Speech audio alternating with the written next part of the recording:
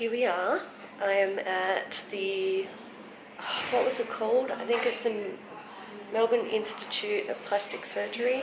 I'm just waiting for my appointment. Got here a little bit early, so gotta wait. I'm gonna go speak to Andrew Greensmith, see what he can do, and then potentially book surgery. Are you excited, Mum? No, Mum's like, you don't need this. But I'm like, don't care, I'm getting it.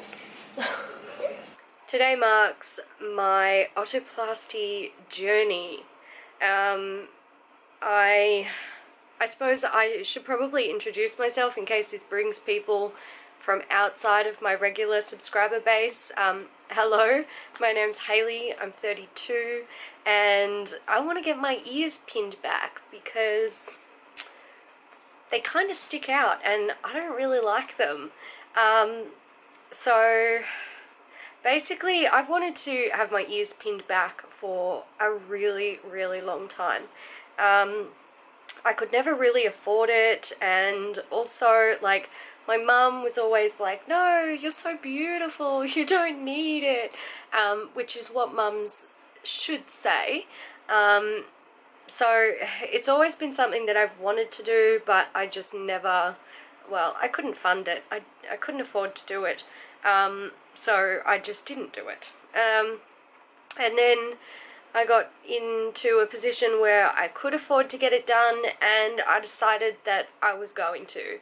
I basically said to Mum, I am going to get it done, and she was totally supportive. She's like, she's still, like, if I said to her right now, do you think I need to get my ears pinned back, she would go, no, don't do it, you're beautiful, you're perfect.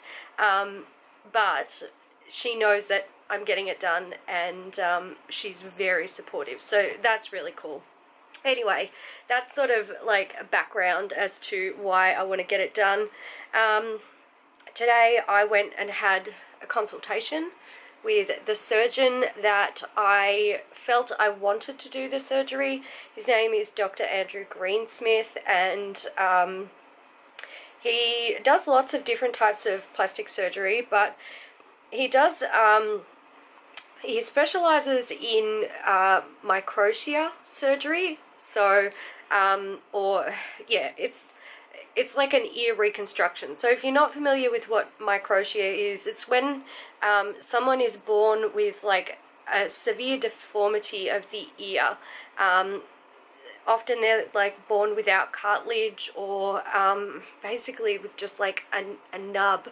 And he does like full reconstructions of the ear, either using like rib cartilage or like I believe it's some sort of prosthetic piece.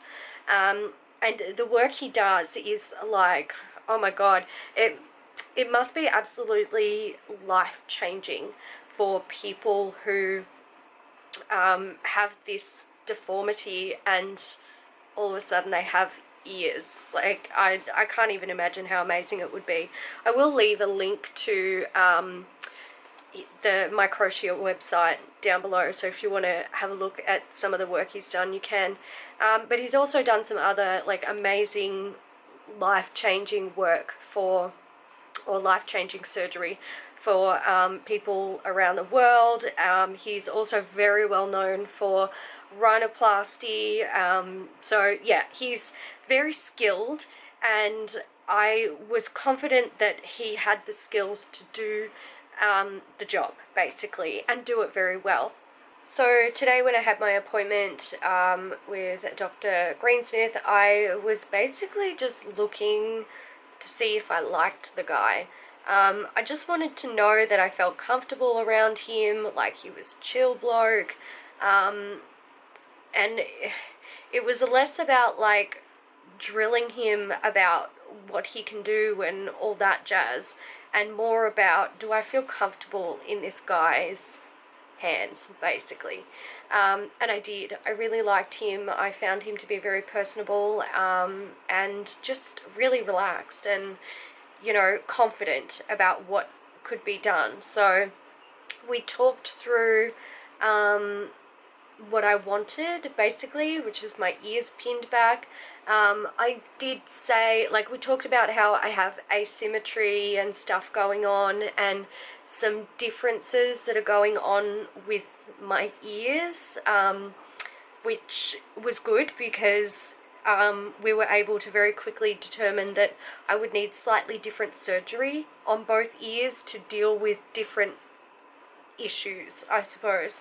And I also specified that I didn't want my ears to be like just pinned in the center with the tops and bottoms sticking out, or just pinned at the top with the bottoms sticking out, or vice versa. So he knows, like, I want them to still be like, I don't want bits sticking out anywhere that they shouldn't be, basically, if we can avoid it. Like, don't just whack a stitch in there and off we go. But I mean, I don't think he's the type of surgeon to do that anyway, but I just wanted to be very clear about what I wanted, so then he could tell me, like, realistically what we could do.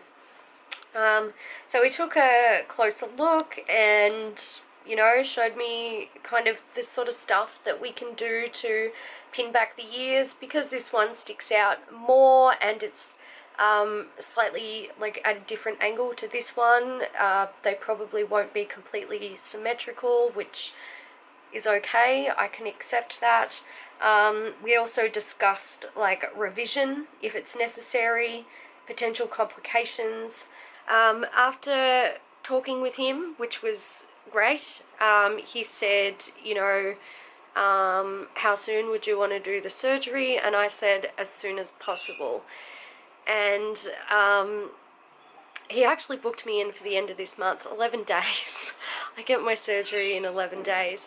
I am currently sick, and he said that like, I've had my worst day, and today I'm better, so I should improve again and again.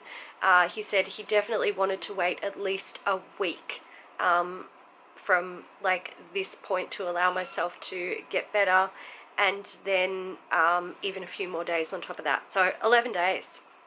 I go in on the 31st of July for my surgery in Malvern at the they've got it's the Melbourne Institute of Plastic Surgery on Wattle Tree Road, and on the ground floor they have consulting rooms.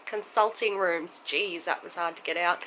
And then on the top floor they have an actual hospital, or on the first floor, and they do day surgery in there. So I'm going there to get it done. I'm really, really excited. I got in the car afterwards and I filmed a little clip for my, like, a weekly vlog, and I almost couldn't, like, I was just, my brain was going like a million miles per hour. I don't think I've been that excited in a long time. It's like, it's one of those things, like, I waited for it for so long that I almost thought it would never ever happen, and now that it's happening, I'm just like, what the actual fuck? Like, is this real life? Is this reality?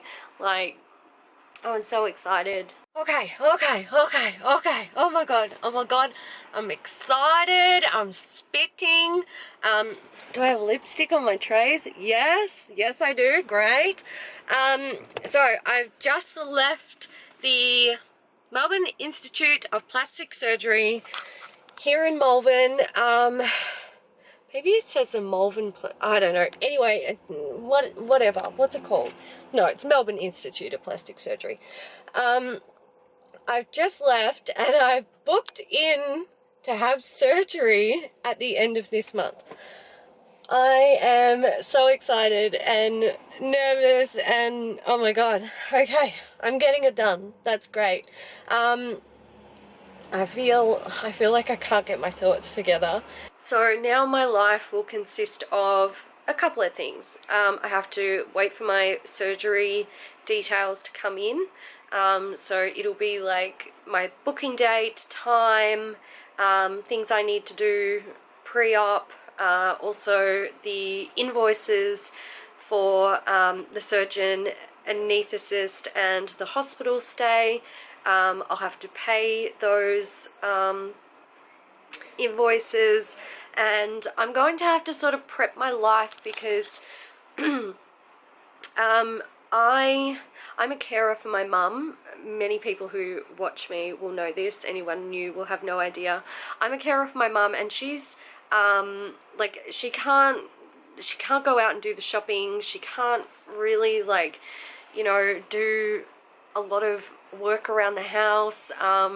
Sometimes she can't even, like, stand up and cook dinner or something like that. So I'm gonna have to sort of set myself up for basically a week of, like, at home time, and make sure that there's, like, plenty of food in the house so that everyone can eat and you know, survive with minimal work, because I'm not sure how I'm gonna feel, like, in the first 24 hours after having the surgery done. I imagine, you know, I'll improve quite quickly, but I don't really want it to be like a stressful burden, so I'm just gonna sort of sort my shit out with that. One other thing I have to do is quit smoking. So Dr. Greensmith said that he doesn't want me to be a smoker when I have this surgery done because nicotine can cause issues. I believe it's with, like, bleeding and blood clotting. And he said that at least 5 days before the surgery I have to be, like, not smoking. Now, I've been trying to quit smoking on and off for way too long now. Like, it's been ridiculous. It's been since the end of last year. And I just kind of, like, I do quite well, and then I get lazy and I stop wearing my patches, and I'll go back to smoking nearly half a packet of cigarettes a day. And it's like, I'm just being dead set lazy, because I actually find it quite easy not to smoke. When I get the cravings, I can very easily distract myself with something else.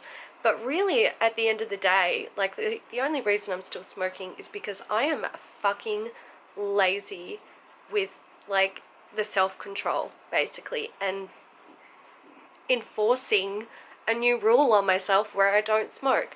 So I really like that I've kind of got this fire lit under my ass that is forcing me to do something better for myself. So I am doing something for myself that is not 100% necessary, but I totally want it done. And in turn, I'm also being forced to do something that is really fucking good for my health. So I have to give up smoking. I'm going to try my absolute hardest because I think it's important. So it's Friday night and I am 3 sleeps away from going into surgery for otoplasty. Yesterday I took in my admission forms and also paid for the surgery fee and the anaesthetist fee. Today I got a phone call from the day surgery place that I'm having it done, and they gave me my check-in time, which is 7 AM. They told me I have to fast from midnight the night before. They told me I had to have someone who would come and pick me up and take me home because I'm not allowed to drive and I'm not allowed to be on my own for a minimum of 6 hours after I leave the hospital, which is fine because I live with Mumsy, so she will come and pick me up in a cab and take me home.